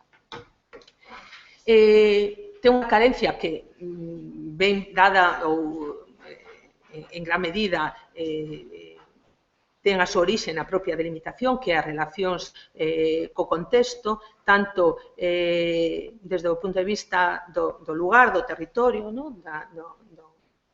da relación coa ría, tamén un pouco con estes valores inmateriais que non están identificados nin tampouco contemplados. E despois, as relacións de contorno, tanto na relación das edificacións e das transformacións das edificacións que se permiten cos espazos libres, como na relación entre as edificacións residenciais e os hórreos, probablemente aí tamén comete erros de valoración por non ter en conta debidamente esas relacións. E despois ten algo que eu defino aí como ingenuidade, carencias na regulación e na normativa, pois que fai, por exemplo, establece, por exemplo, unhas condicións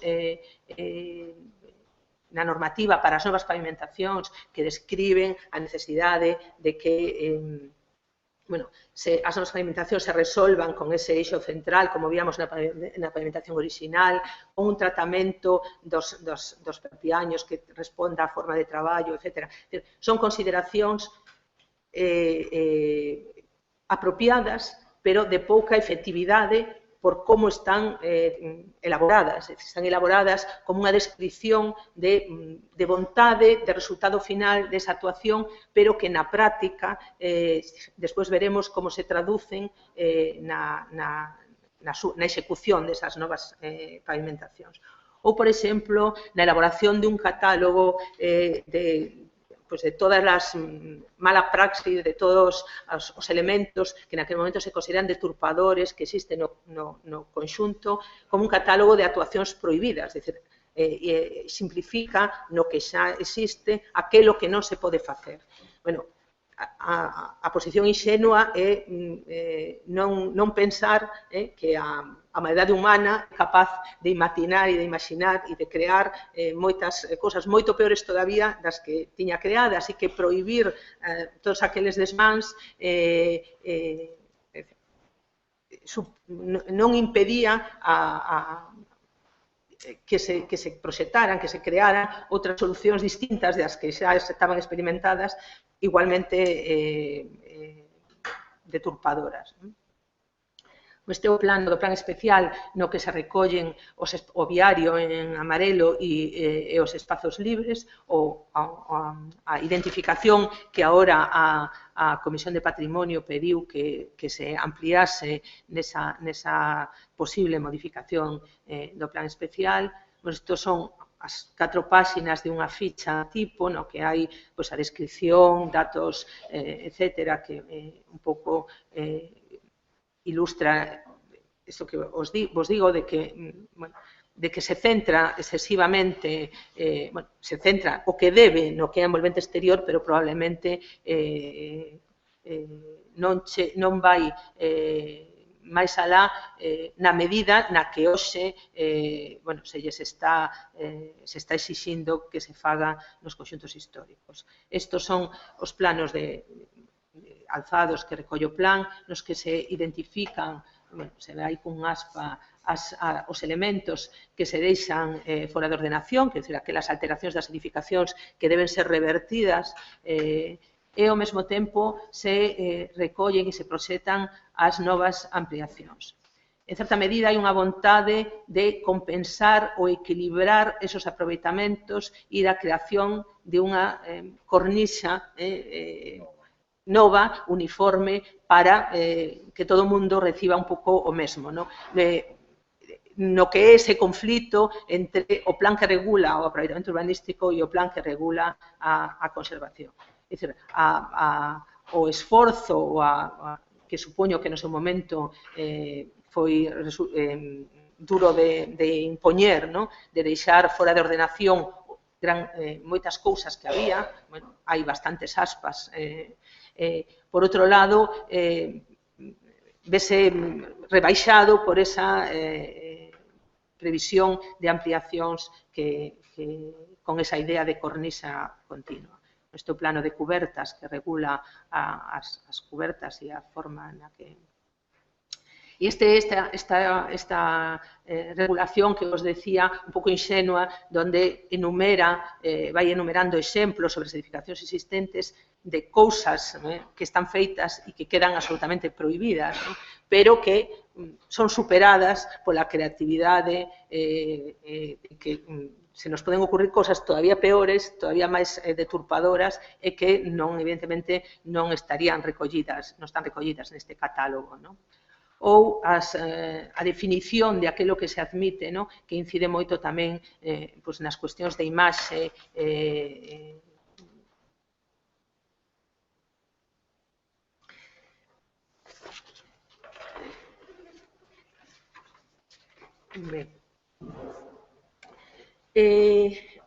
a partir da elaboración do plan, da aprobación e da entrada en vigor do plan especial, a situación é un pouco, creo que desde a Consellería de Cultura, desde Patrimonio, hai unha sensación de nos libramos desto, desde a Administración local, desde o Concello que aproba ese plan especial, e agora somos nós os que mandamos aquí, e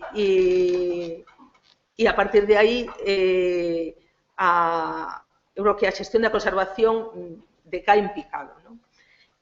Eu fixen esta especie de escalóns, nas que, por un lado, temos a xestión e, por outro lado, os outros chanzos que siguen a xestión, que son o control e o seguimento.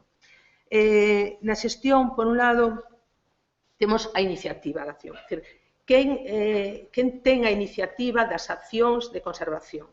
Eu creo que a iniciativa queda os particulares, en xeral. É dicir, son os particulares os que deciden ou non deciden rehabilitar, deciden cando non fan e cando non o fan. Non hai unha priorización desde o punto de vista do interés patrimonial ou das necesidades de conservación do conxunto das actuacións. As oficinas de rehabilitación en xeral non asumen esa función de levar esa iniciativa, asumen as actuacións públicas, as de urbanización, e moitas veces aquelas que son necesarias ou que non son necesarias, porque aí tamén hai unhas axudas, hai un financiamento e moitas veces se van actuacións que non era necesario acometer, falta por facer, e creo que pode ser interesante, analizar algún día canto se leva investido en determinadas áreas de rehabilitación, colle un conxunto histórico, e cal é o resultado dese investimento, e cal podería ser o resultado con unha xestión diferente da que se está levando. O control, a partir da aprobación do plan especial, en principio, o Concello é responsable da execución do que se executa, aplicando as mesmas técnicas de disciplina urbanística que no resto do seu territorio, pero a Consellería de Cultura ten unha competencia de vixiancia porque as actuacións que se desenvolvan deben axustarse ao plan especial. A Consellería ten a capacidade de controlar e de comprobar eso.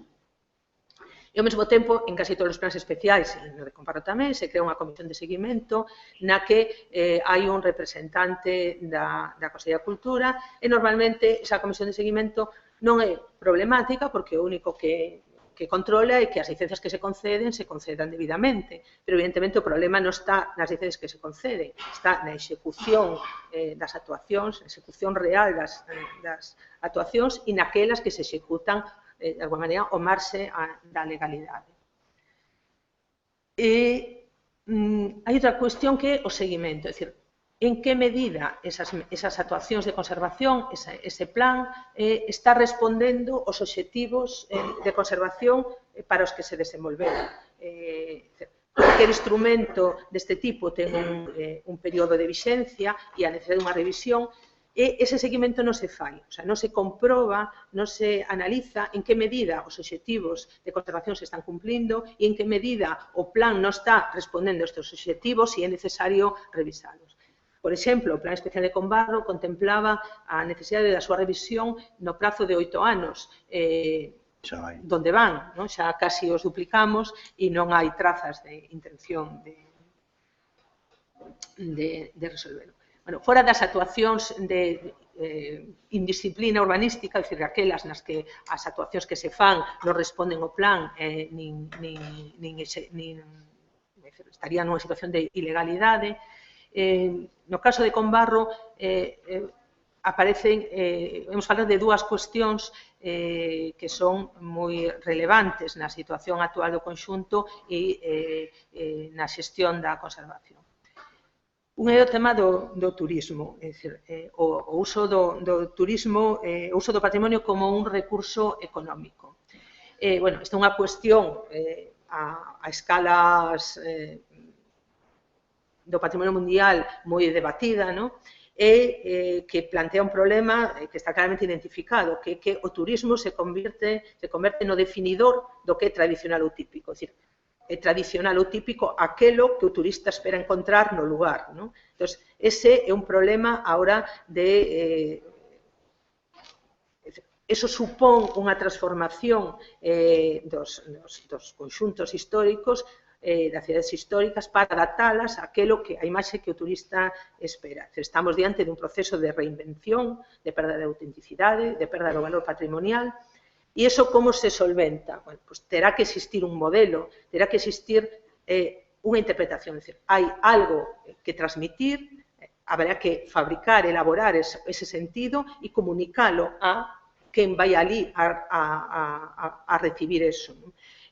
O que non podemos é funcionar ao revés, é dicir, que sexa o turista o que nos diga como é a cidade histórica, como quere el vela e nos adaptala a imaxe que el ten preconcebida. Bueno, turistas, turoperadores, etc. No caso de Combarro tamén hai a revitalización do conxunto está moi centrada no turismo e na hostelería. E esa revitalización é volátil, é dicir, son procesos nos que hoxe teñen un gran desenvolvemento nun lugar e se trasladan a outro, e cando eso desaparece, a revitalización desaparece, porque a residencia foi sustituída pola hostelería, polo turismo, ese proceso xa non é reversible. É dicir, é necesaria unha regulación de todas esas actividades. E aí o plan especial tamén fallou, probablemente porque non era un problema serio no momento no que se elabora, e aí estaríamos na necesidade dese seguimento e da revisión do plan especial.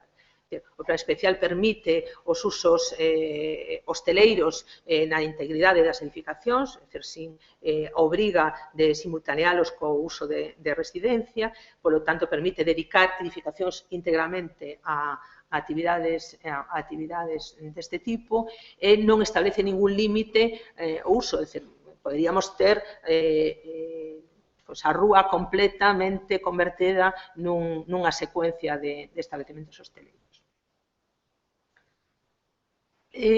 Outro aspecto sobre que me gustaría chamar a atención no que é a práctica real da xestión da execución das actuacións de conservación é un tema que a mí me pareceu moi interesante cando vin relacionado coa pátina. É dicir, cando falamos dos monumentos, falamos da conservación da pátina, dos monumentos, pero na cidade histórica, o valor histórico, o valor da antigüedade, tamén está asociado a unha pátina. En que identificamos esa pátina, non? É dicir, en que recoñecemos na cidade histórica ese valor de antigüedade, que é un valor asociado ou que forma parte do valor patrimonial. Históricamente, ao longo do tempo, a cidade histórica foise transformando e esa transformación non fixo desaparecer ese valor de antigüedade. Sen embargo, eso sí está pasando agora, probablemente porque non hai un equilibrio entre o que permanece e o que se transforma.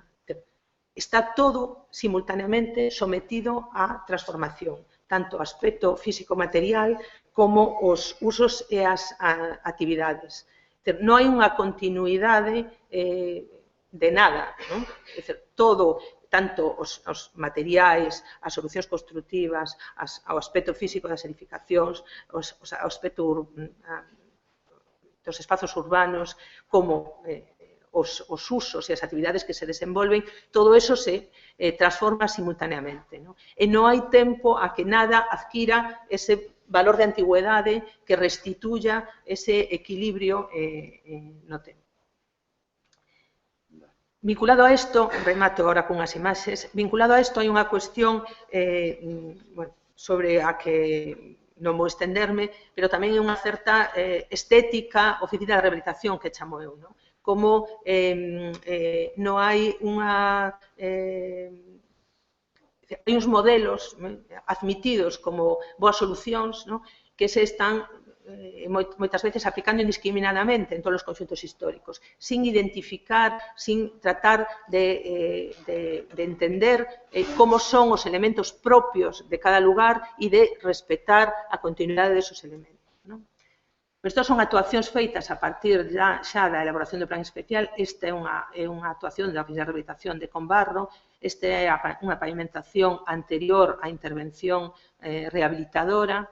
Este é o proxecto desa intervención. Como vedes, aí hai outra cuestión sobre a calidade e o nivel de concreción e de detalle desos proxectos técnicos. Este era o estado inicial, con esas pavimentacións que víramos que se fixeron antes entre a declaración e a aprobación do plan especial, esos eran os proxectos antigos, e isto é o que se fixo. Si vedes formalmente, cumple co plan especial, ten un eixo central, claro, isto é o que é, pero que isto está feito con financiamento dirixido a rehabilitar e a recuperar o conxunto histórico. Aquí vedes este exemplo, esta rúa, esta imaxe de aquí arriba, pero se nos imos aquí abaixo hai isto, que se pega con aquelo. E esta forma parte desas actuacións rehabilitadoras. Este é un exemplo de unha edificación que o plan especial permitía unha ampliación volumétrica e que está feita incumplindo o plan especial, é obxecto de un expediente disciplinario, pero sigue aí, non se sabe hasta cando. Esta é a identificación da Oficina de Rehabilitación. Este tema das congostras e do que plantea a Comisión de Patrimonio da necesidade de, bueno, esta imaxe superior e esta a la dereita é a imaxe inferior, de que plantea a recuperación da continuidade destos elementos interiores que están apropiados. Isto é unha proposta de actuación recente que mostra un pouco como non se entende o sentido do lugar. Esta é unha proposta que, por sorte, a Comisión de Patrimonio de Pontevedra informou desfavorablemente porque o Concello, considerando que o límite do conxunto histórico era o límite estrito das edificacións, someteu a autorización da Consellería de Cultura e que pretendía construir un paseo, dar unha continuidade polo borde marítimo, aproveitando que algunhas edificacións si teñen estes elementos, pero que están vinculados á propia edificación e que en ningún caso teñen continuidade, porque a relación de Combarro con mar é transversal, é perpendicular ao mar. Entón, a intención de construir un elemento como este apoiándose en que aquí había algo, e darle continuidade por diante. Este tipo de actuacións mostran como non se entende para nada o sentido do lugar. Bueno, isto é un exemplo do turismo. Bueno, estas son actuacións alegales ou ilegales. Son ocupacións e construcións non permitidas polo plan especial, non teñen licencia, non teñen autorización, pero están aí. Están aí ocupando espazos e ocupando lugares como estos. Sí, e o tema das instalacións. Dese proxecto de paseo, sí, probablemente o que se execute é o soterramento de todos estes elementos do borde marítimo, que era tamén unha actuación que se utilizaba como excusa para realizar ese paseo. Bueno, aí vedes estas barbaridades. Quero vos insistir en que toda esta documentación eu non fun facer ningunha fotografía, toda esta documentación está na delegación de Pontevedra da Consellería de Cultura. Está ali. E esta é unha imaxe kitsch. Esta imaxe é dun blog dun turista, buscando imaxes por internet. Isto é o que os turistas queren ver en Combarro e isto é o que lles estamos dando, o que eles queren ver. E para concluir, bueno, de toda estas lecturas que fixen para preparar esta intervención, que vos falaba de... Hai uns fragmentos extractados de varios lugares, un que me parece moi interesante, di que os conxuntos históricos, fala en xeral da ciudad histórica, os conxuntos históricos e estos non son, di, un canteiro de obras, non son un shopping center, non son un lugar para que os técnicos apliquen fórmulas máxicas de creación, non son un lugar para que os funcionarios desenvolvamos un traballo burocrático e non son un museo. Entón, a pregunta é que son? Bueno, a conclusión a que chegamos, o que chegan, é que debemos decidirlo entre todos a través dunha xestión patrimonial integrada e participativa a que se lle otorgue a importancia que debe ter. E resultou moi curiosa unha descripción de todas as cualidades que debe ter un xestor patrimonial. E deixo a vosa consideración se acerto non, si temos algunha destas ou algún ente reúne algunha destas condicións. Decía que o xestor patrimonial debe ter visión amplia, perspectiva estratégica, sensibilidade, lideranza, flexibilidade, debe estar orientado á acción, que fiscaliza os resultados con capacidade de comunicación e con competencia técnica. Probablemente, se tuviéramos algo de todo isto, aínda que non todo, pois non teríamos estes resultados da nosa xestión.